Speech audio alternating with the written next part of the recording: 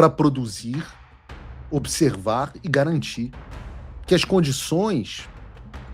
Nós não vamos ter voto impresso, então o que a gente precisa fazer? Criar um efeito mínimo de dissuasão para reduzir as irregularidades. Olá, é do Carvalho, melhor canal de corte do YouTube. Esse negócio do like e do repost faz toda a diferença, e você verificar se está inscrito no canal também, com o tal do sininho das notificações. Isso faz com que o YouTube mande para mais e mais pessoas, vejam se estão inscritos no canal. Muita pauta para falar hoje, então eu vou direto ao ponto. Nós não vamos ter voto impresso em 2022. Eu vejo pessoas que estão presas... Em 2026, perdão. Eu vejo pessoas que estão presas ainda. Às vezes as pessoas têm dificuldade. Eu sempre falo, cara, o lema dos Marines é Adapt and Overcome. Improvise, adapt and overcome. Improvise, adapte e supere. A gente não tem condições ideais. Não vamos ter, não tem como ter voto impresso esse ano.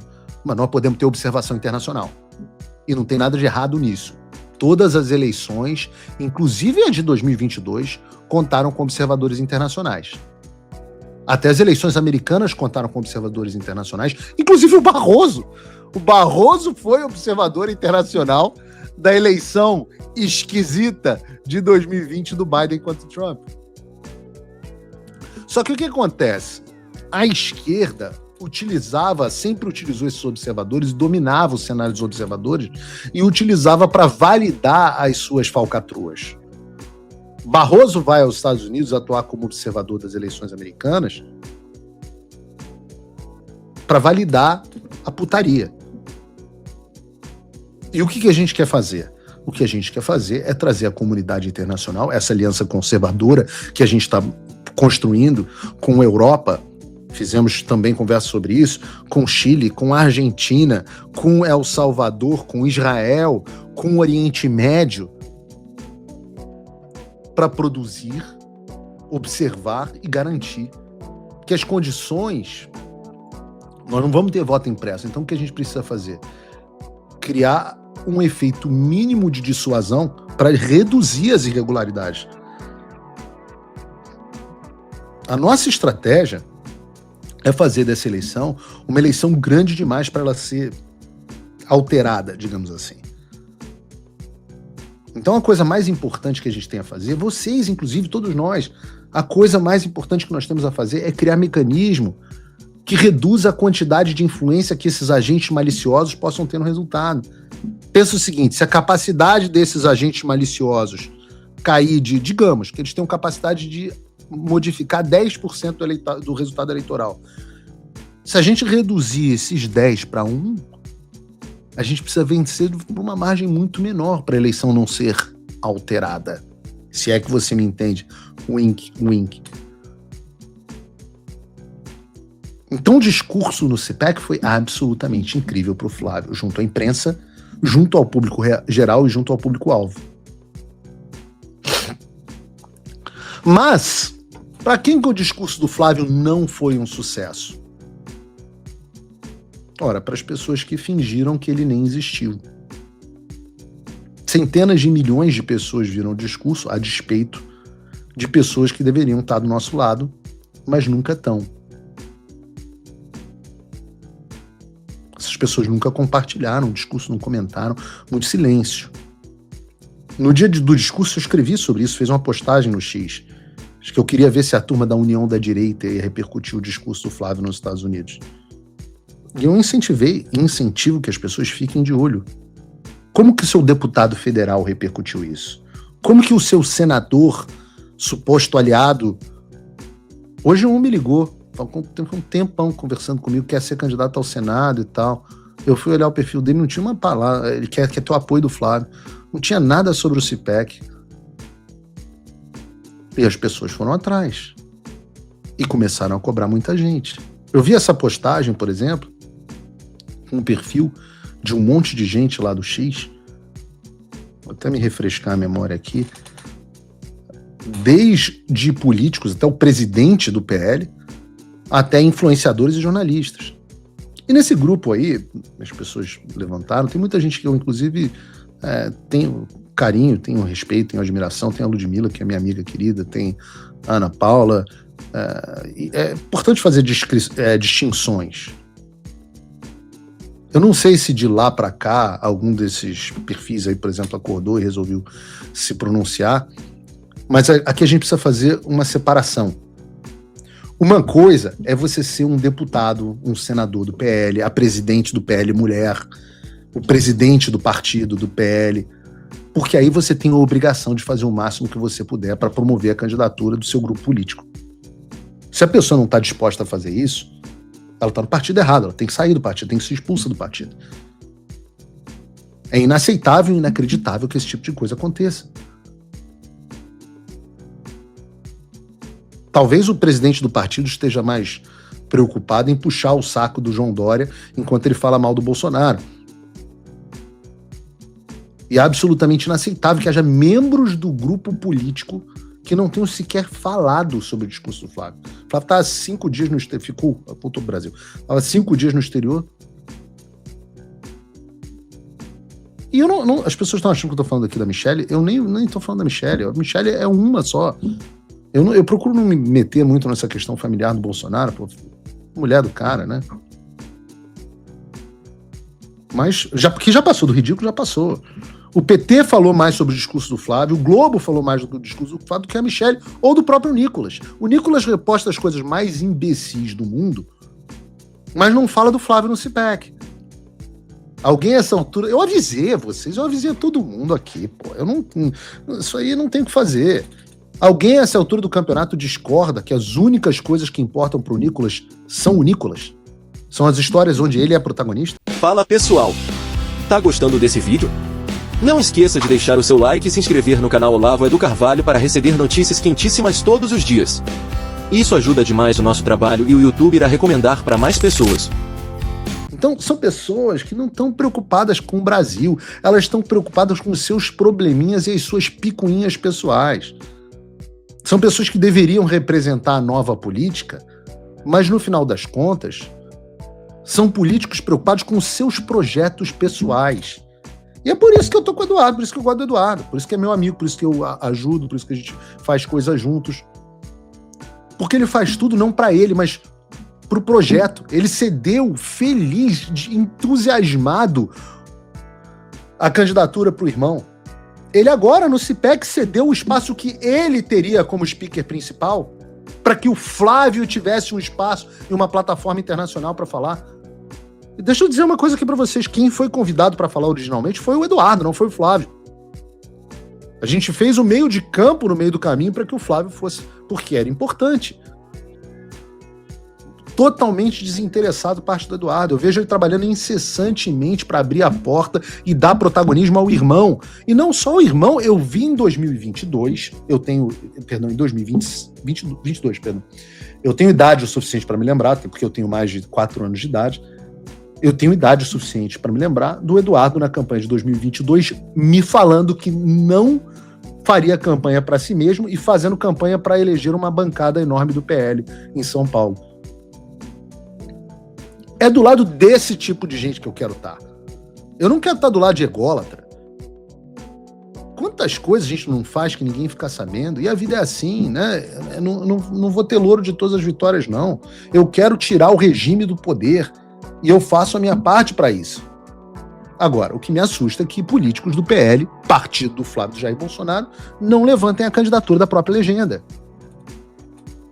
Mas eu falei que a gente tinha que fazer separação. Então esse é um grupo dos políticos do PL, dos políticos que querem um apoio, querem estar junto do Flávio Bolsonaro.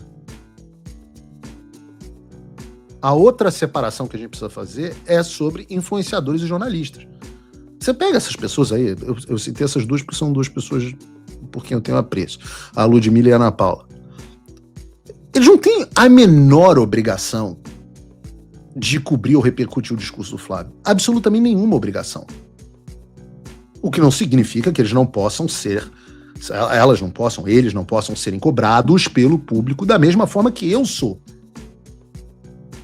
Mas eles podem fazer como eu faço. Tantas cobranças que eu recebo, que eu cago solenemente.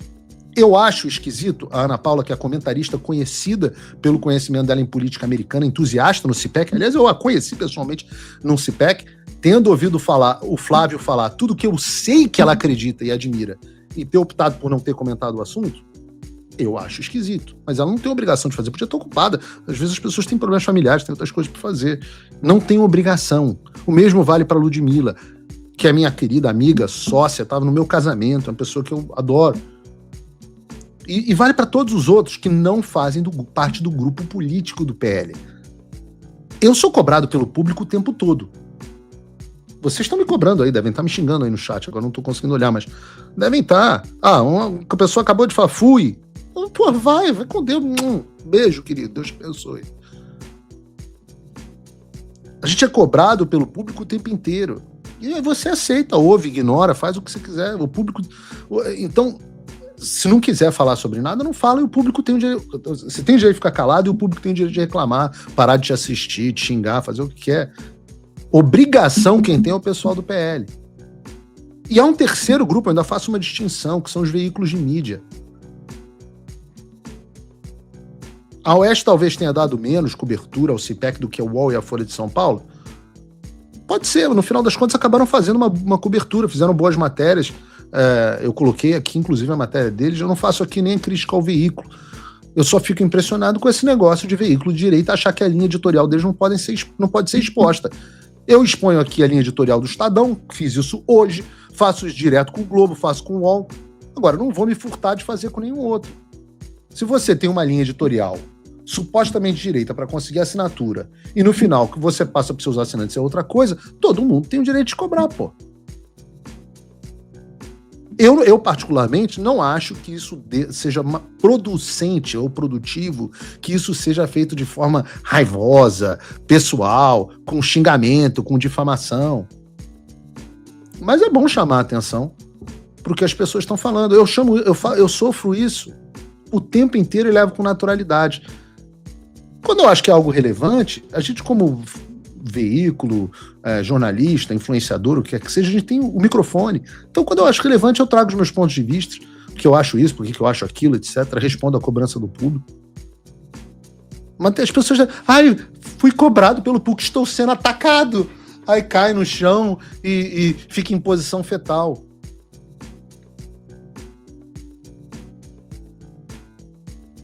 Não tem profissão que você não seja cobrado pelo público.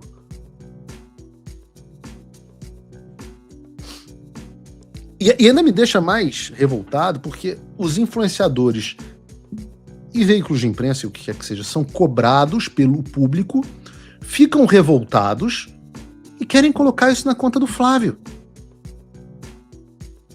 Eu acabei de ouvir de uma amiga minha que nós estamos afastando muitas pessoas porque o Kim Paim e o Alan dos Santos estão falando X ou Y. E o que o Flávio tem a ver com o que esses caras falam? Ou mesmo com o que eu falo? O Flávio não assiste tudo que eu falo. Semana passada eu estava aqui criticando ele. Daí as pessoas não podem ser criticadas. De vez em quando tem o Constantino, falei aqui, meu amigo, gosto muito dele. Tenho admiração pela história dele, pela superação dele. Ele vem, tem que botar fulano na coleira, tem que controlar fulano de tal. Imagina, um candidato à presidência da República colocando coleira em comunicador. Então, no final das contas, o meu slogan continua sendo o da direita sem viadagem. Brasil acima de tudo e Deus acima de todos inclui acima da sua viadagem. É um slogan que continua mais vivo do que nunca. Eu, aliás, falando disso, eu acho o Constantino um exemplo positivo. Ele tá aí com todas essas tretas com o Kim Paim, que eu nem consigo acompanhar, porque eu nem sei direito o que tá acontecendo, mas falando que tem que botar coleira, não sei o quê. Mas ele reconhece que existe uma preocupação maior, que é tirar o Lula do poder. E a despeito de tudo isso, foi lá e comentou sobre o Flávio no CPEC, estava dizendo textualmente que tem que ter união para colocar o Flávio no poder e por aí vai. Postura exemplar.